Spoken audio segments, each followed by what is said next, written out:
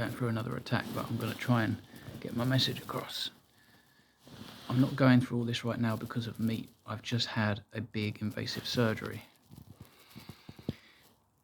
I'm having this surgery because they had to remove the rectum and the anus, which they left behind from the last surgery 7 years ago, which was an ileostomy surgery. Okay. Now that was a consequence of eating plants. Yes, plants. Indigestible fiber destroyed my colon, along with problematic plant proteins. Gluten, wheat, lectins, also seed oils. They destroy your gut. Okay? Fact. There's no debating this. Doesn't matter if you show up in the comments. I'm not going to waste my time with it. Alcohol destroys your gut, right? All this stuff, plants. All these pains and problems are coming from the invasive large surgery that I had. I've got a nice 9-inch cut down my stomach. I've been walking and going unassisted to the toilet every day on the day of my surgery onwards. It's like 6 days. Okay? Because they pulled the catheters out. I've been independent. They then took the stents out 2 days later because I was in agony, and then it didn't really change much. And the reason why is because of the inflammation the stents caused in my bladder and my kidneys. I've been peeing lots of blood, but it's slowly diluting more and more. And these attacks are getting a little bit more manageable. So this isn't meat, okay? The menu that they've given me, and there's no way I'm eating that garbage. I've had food brought in. I've been eating fatty meat. Funnily enough, I started with chicken, though. Well, I really started with bone broth. Bone broth first, then chicken. For some reason, I was really craving chicken. Don't ask me why, I just listened to my body. I ate some high quality chicken. I've had egg yolks, I've had mackerel, sardines, electrolytes in my water. Big shout out to Richard. If anyone's wondering, Richard Smith from Ketopro, I am not affiliated with him. He's a good pal, great guy, honest, good intentions, and he started his business to help people. And this honestly is the best electrolyte supplement on the market. You know, guys, that I don't take supplements. I've been taking his supplements in my water every day. So big shout out to Richard Smith from Ketopro. Check his stuff out. It's clean. There's no nasties in it. I feel absolutely safe, and I trust him, his products 100%. They're all in the right form, bioavailable, so on and so forth. So thank you to Richard. But I'm in this situation because of plants. 7 years ago, I had ileostomy surgery. This is to finalize that ileostomy surgery, okay, just to remove the rectum and the anus. But because the tissue was so small, it encroached on my pelvic nerves, the vulnerable nerve tissue around there, and because it was so short, this tiny little bit of tissue, that's just unbelievable. 80% of people in my position have 10 centimeters or more. I had 5 centimeters, okay, which makes it more risky. For that reason, they put stents in my ureters, both sides, from kidneys to bladder, and that has caused me all my issues, all my pain, all my suffering. I've got a nice 9-inch scar down my stomach, and I can handle that. It's not a problem. I've been walking on the day of my surgery onwards for like 6 days straight, unassisted, going to the toilet, doing everything myself. I've done everything myself. Okay, so carnivore is miraculous. The first time I had this surgery, I was 4 days before I stood up, and I was assisted.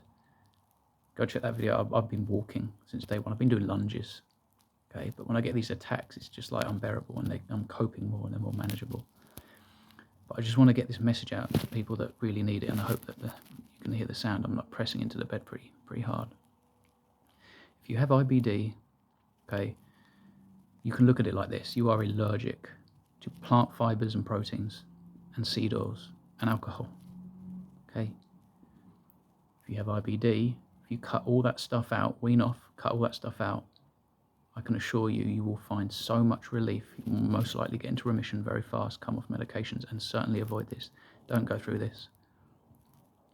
You don't need to go through this. This is just like Frankenstein over here. You should see that my stomach, what it looks like, what they've done, and it's not their fault. It's the system's fault. It's these certain powers that be. Shaking. This is unnecessary. Human beings don't need to go through this. I think everything else, I wasn't using much morphine at all. Like what I've been taking is far less than everybody else. I've been having the window open, no blue lights on. I've been blocking it out with blue light glasses when I watch the TV or if I'm on my phone other than right now. Like I say, electrolytes in my water, so I'm not just... Everyone's been drinking tap water. I asked them what the water is. Tap water. I mean, come on. Like fluoride and microplastics and no minerals. They need to wake up. Everyone needs to wake up. I mean, I know that 99% of the people that will be watching this video are smart. They're clued up. They know. They've taken that much needed red pill. But if you haven't, you need to take it. And it might be a hard pill to swallow. But it's worth it, I'm telling you. And everything I'm going through, I'm hoping is worth it. Because other people can avoid this. You know. Crohn's colitis, diverticulitis.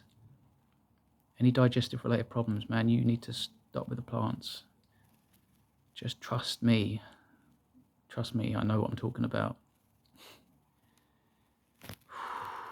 So, and I don't know if I've mentioned, if anyone's wondering what I've been eating, just fatty meat and egg yolks, bone broth, fish, tinned fish like mackerel and sardines and things like that. But like I say, you know, mineralised water, and I'll be okay. I'll get through it, and hopefully I'll be home soon and back to normal. But at the moment I'm suffering from what they're saying is stent syndrome and the inflammation that's being caused through the surgery. Okay, let's put it this way, like that 9-inch gash down my stomach, I don't feel that. My anus, or where it used to be, that kind of hurts more and more. When they pulled the bandage off, ooh, that was a sensation I've never felt before, like needles. When they pulled things off my stomach, I felt it in my bum where my anus used to be. It's really strange. And I had on the third day both stents pulled out of my penis. Okay, these big old hooks with loops, like this kind of cable with 2 loops on each end. And they do the first one. It's like, right, we're going in to get the next one. I could do all of that, but this stent syndrome thing, the damage in my kidneys and my bladder and the attacks that I'm getting in the middle of the night, it is almost unbearable, to the point I'm looking at that window thinking that looks like, oh, that would look great just to go free myself by taking a nice leap, you know. That, you know, it really does test you, some of this stuff. Try not to shake so much. It's coming down now, it's not so bad. So yeah, take it from me, it's not worth it, okay? Wean off those carbs, starting with the most fibrous if you've got IBD. If you've got some issues with your blood sugar, you need to wean off the isolated sugars, you know. But really, carbohydrates, plants are an issue. All the toxins are found in plants. All the inflammation comes from plants. It's our birthright to be in ketosis. We're designed to eat meat. I love the animals too. I don't go out there and just pick on animals and play and poke them in the eye. No, I want a decent kill shot, and then I want a decent meal. You know, if you love animals, I mean, most of them are out there killing other animals to eat. That's how this works. That's how life works. I don't know what else to say. If there's some people, and most people watching this video, like I say, are clued up. They've taken that much needed red pill, but you can't take it from what I'm saying, and you need some study, like a magic study. Come on, wake up. Wake up. Okay? So I'll keep you posted. Thanks, guys.